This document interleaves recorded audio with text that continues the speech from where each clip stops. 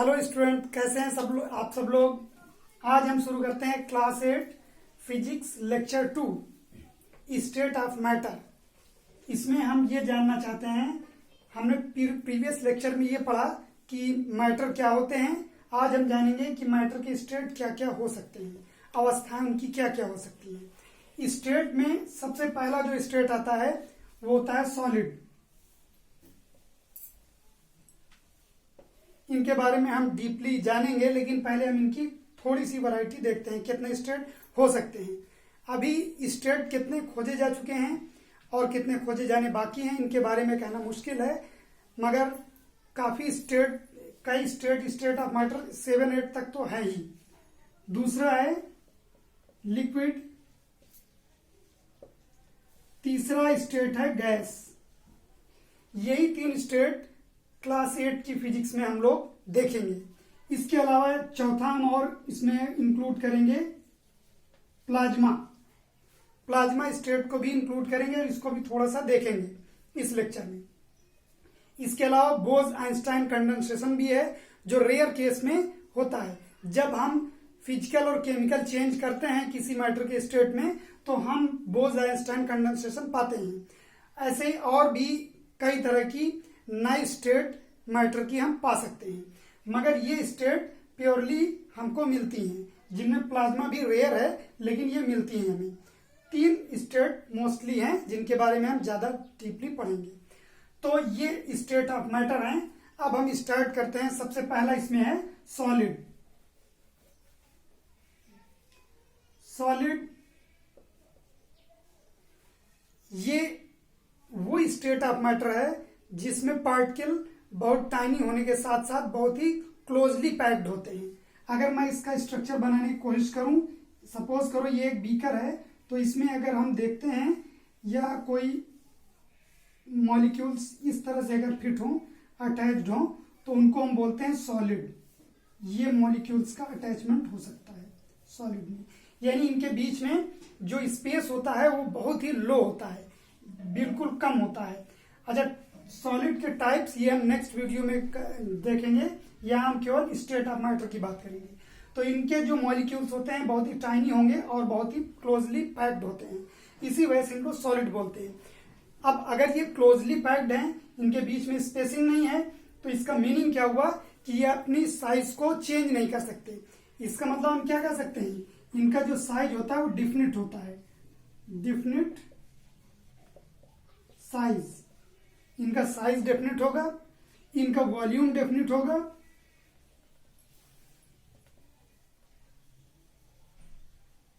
इनका size definite होगा, volume definite होगा, यानी ये चेंज नहीं होंगे। सपोज करो आप एक मोबाइल फोन लेते हैं तो वो चेंज नहीं होगा, क्यों? क्योंकि वो सॉलिड है। उनके बीच के जो पार्टिकल्स हैं वो बहुत ही क्लोजली पैक्ड हैं, तो आप उनको चाहे जहां रखें, चाहे जिस सिचुएशन में रखें, वो ना अपना वॉल्यूम चेंज करेंगे और ना ही अपना साइज चेंज करेंगे, रिड्यूस करेंगे। एक ब्रिक्स ले लेते हैं आप, एक स्टंप ले लेते हैं आप, एक बोर्ड ले लेते हैं आप, जितनी भी सॉलिड चीजें हैं वो कभी भी ना ही अपना साइज चेंज करेंगे और ना ही अपना वॉल्यूम यानी लेंथ, विड्थ और हाइट चेंज करेंगे। तो ये हुआ। इसके बीच में इनमें तीसरी चीज होती है, इन पर इंटरमॉलिक्यूलर फोर्स होता है। इंटरमॉलिक्यूलर फोर्स होता है। वो फोर्स बहुत ही स्ट्रांग होता है। इसमें कैसा होता है फोर्स? बहुत ही स्ट्रांग होने की वजह से जो इसके पार्टिकल्स होते हैं वो क्लोजली पैक्ड होते हैं। ये इतना स्ट्रांग होता है कि इसको एकदम टाइट कर देता है, जिसकी वजह से ये जो है एक डेफिनेट शेप ले लेता है। तो इस पे जो इंटरमॉलिक्यूलर फोर्स है वो बहुत ही हाई यानी स्ट्रांग होता है, ये हाई होता है। और इसमें काइनेटिक एनर्जी की अगर बात करें, काइनेटिक एनर्जी मीन्स होता है मूवमेंट से, मॉलिक्यूल्स के मूवमेंट से बात अगर हम करें, तो मूवमेंट इसमें बिल्कुल नहीं होगी या बिल्कुल लेस होगी। ऐसा इसलिए क्योंकि आप देख रहे हैं कि स्ट्रांग है इंटरमॉलिक्यूलर फोर्स, इसकी वजह से क्लोजली या टाइटली पैक्ड है, तो इनके मॉलिक्यूल मूव नहीं कर सकते। तो इनमें जो मूवमेंट होगा वो वेरी लेस होगा या नथिंग होगा, नथिंग आर वेरी लेस। यानी हम इसको एरो में कह सकते हैं कि ये बिल्कुल कम है नीचे की ओर। तो इनमें क्या होगा, काइनेटिक एनर्जी बिल्कुल कम होगी, जिसकी वजह से ये क्या है, अपने शेप को चेंज नहीं कर सकते, क्योंकि इनमें जो है मॉलिक्यूल्स की भाग दौड़ नहीं होगी। तो इस तरह से हम ये देखते हैं सिंपल वे में कि सॉलिड क्या होते हैं और वो कैसे डिफाइन होते हैं। अब हम देखते हैं second, liquid state of matter में। लिक्विड, अगर हम लिक्विड की बात करें तो इनमें क्या होता है, आपने जैसा देखा होगा वाटर है, मिल्क है, ऑयल है, ये सारे के सारे लिक्विड फॉर्म में हैं, लेकिन इनमें कुछ विस्कस ज्यादा होते हैं, कुछ कम। विस्कोसिटी के बारे में हम बाद में बात करेंगे, यहाँ हम स्टेट के बारे में बात कर रहे हैं। तो लिक्विड है, तो लिक्विड में क्या होगा, आपने देखा होगा कि उसमें फ्लोट करने का प्रॉपर्टी होती है, उसमें बहने का गुण होता है। तो फ्लोटिंग प्रॉपर्टी की वजह से हम ये कह सकते हैं कि इसका साइज डिफिनिट नहीं होगा। आपने देखा होगा कि अगर आप लिक्विड को एक बॉटल में भरते हैं तो उसी का शेप ले लेगा, एक पैंस में भरते हैं तो उसी का शेप ले लेगा, एक फ्लैट प्लेट में डालते हैं तो वो फ्लैट हो जाता है वाटर। इस तरह से हम कह सकते हैं कि जो लिक्विड है उसका शेप जो है वो डिफिनिट नहीं होता है, शेप इसका अनडिफिनिट होता है।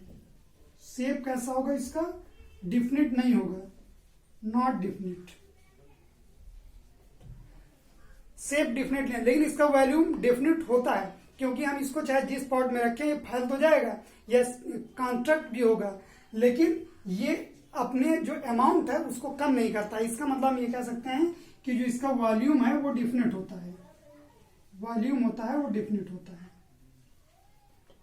वॉल्यूम इसका डिफिनिट होता है। अगर हम इसको किसी कंटेनर में या जार में भरें तो हम ये पाएंगे कि इनके जो मॉलिक्यूल्स हैं वो पास पास होंगे थोड़ी, इस तरह से ये हम लिक्विड को दिखा सकते हैं। लेकिन इसमें क्या है कि मॉलिक्यूल्स पास पास तो होंगे लेकिन बिल्कुल पास नहीं होंगे, लाइक सॉलिड की तरह बिल्कुल पास पास नहीं होंगे। इसका मतलब इनमें भी इंटरमॉलिक्यूलर फोर्स होगा, लेकिन जब हम सॉलिड से कंपेयर करेंगे तो लेस अमाउंट में होगा। तो हम इसमें क्या कहेंगे, इंटरमॉलिक्यूलर फोर्स इसमें क्या होता है, प्रेजेंट होता है, प्रेजेंट है, लेकिन सॉलिड की कंपैरिजन में कम होगा। सॉलिड की कंपैरिजन में इंटरमॉलिक्यूलर फोर्स कम होगा, इसी वजह से इनके मॉलिक्यूल जो होते हैं वो थोड़े थोड़े मूव कर सकेंगे। इसका मतलब इनमें काइनेटिक एनर्जी होगी, काइनेटिक एनर्जी इसमें प्रेजेंट होगी।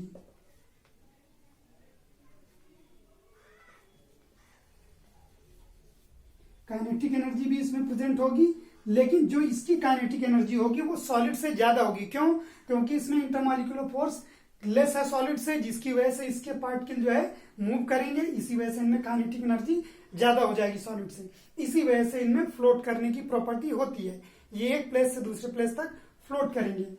तो इस तरह से हम ये देख सकते हैं कि लिक्विड जितने भी हैं उनकी शेप डिफाइन नहीं है, क्योंकि ये जो है फ्लोट करते हैं, वॉल्यूम इनका डिफिनिट होता है, इंटरमॉलिक्यूलर फोर्स होता है लेकिन सॉलिड से कम, और काइनेटिक एनर्जी होती है लेकिन सॉलिड से ज्यादा।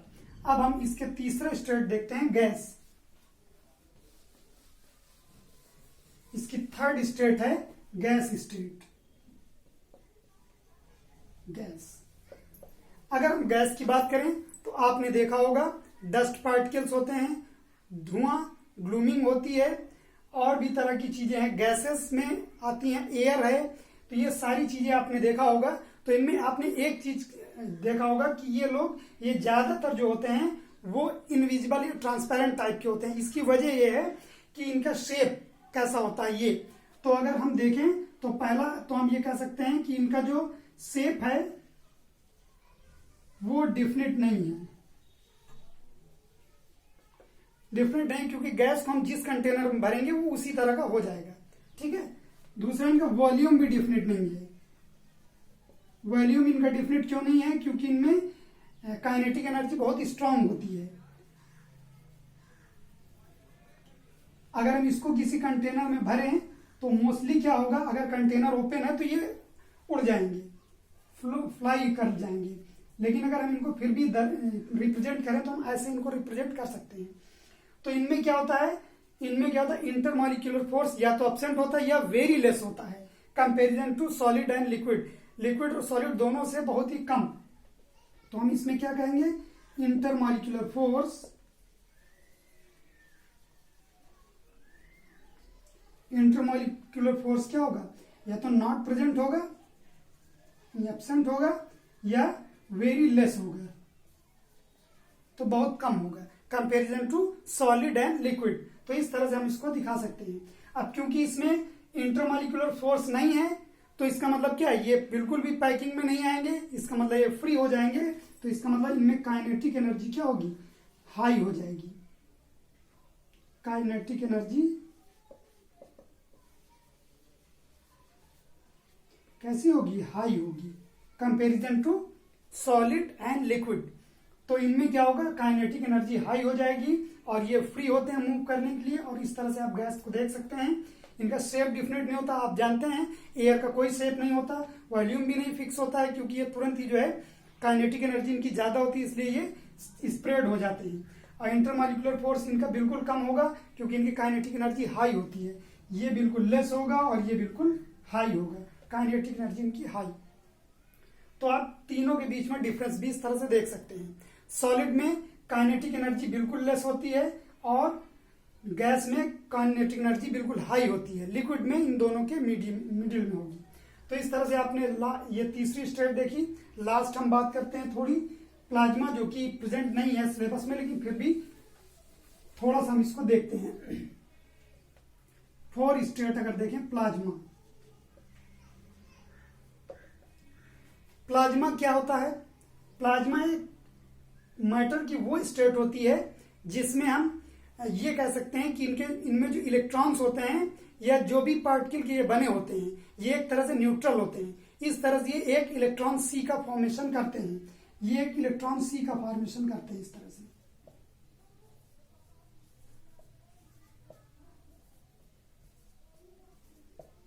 और ये गैस की तरह ही होते हैं, लेकिन इनमें डिफरेंस होता है। गैस की तरह इनका भी वॉल्यूम और शेप डिफाइन नहीं होता, डिफिनेट नहीं होता है। बट इनमें क्या होता है कि ये एक तो इलेक्ट्रॉन सी का प्रोड्यूस करते हैं, दूसरी सबसे बड़ी चीज इनमें इलेक्ट्रिकल कंडक्टिविटी होती है।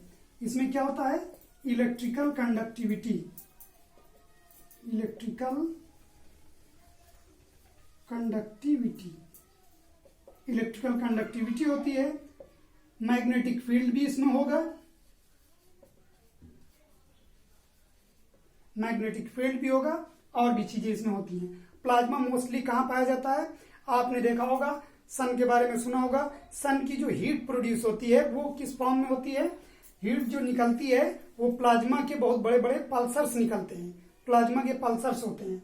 और उसके इनके बारे में अगर आपको डीपली जानना है तो आप हमसे कांटेक्ट कर सकते हैं। इसके बाद नेक्स्ट चीजें अगले वीडियो में, तब तक के लिए बाय।